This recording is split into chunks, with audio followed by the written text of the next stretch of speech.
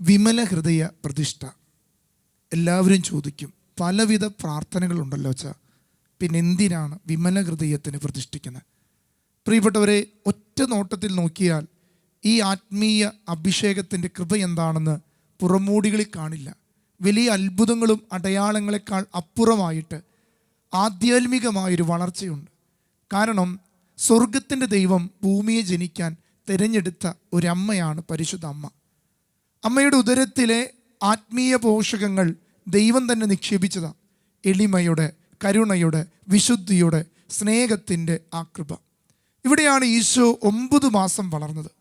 നമ്മുടെയൊക്കെ ആത്മീയ ജീവിതത്തിൽ വരൾച്ച ബാധിക്കുമ്പോൾ നമുക്കൊരു നനവ് കിട്ടണം. അതിനാണ് ദൈവം വിശുദ്ധ ലൂയി ഡി മോൺഫോർട്ടിലൂടെ ഈ 33 ദിവസം അമ്മയുടെ ഉദരത്തിലിരുന്ന് യേശു ആരാണ്, യേശു പഠിപ്പിച്ച സത്യം എന്താണ്, സഭയുടെ ആഴം എന്താണെന്ന് നമ്മൾ ചിന്തിക്കുന്നത്. ഈ ജൂലൈ 13 മുതൽ ഓഗസ്റ്റ് 15 വരെ ഒരു സംരക്ഷണത്തിൻ്റെ വേലി നമുക്ക് ചുറ്റും കെട്ടുകയാണ്. വലിയൊരു വിടുതലിൻ്റെ, വലിയൊരു കൃപയുടെ, വലിയൊരു മഹത്വത്തിൻ്റെ കൃപയ്ക്കായി പ്രാർത്ഥിക്കാം. അതിനുവേണ്ടി ഇപ്രകാരം നമുക്കൊരുങ്ങാം.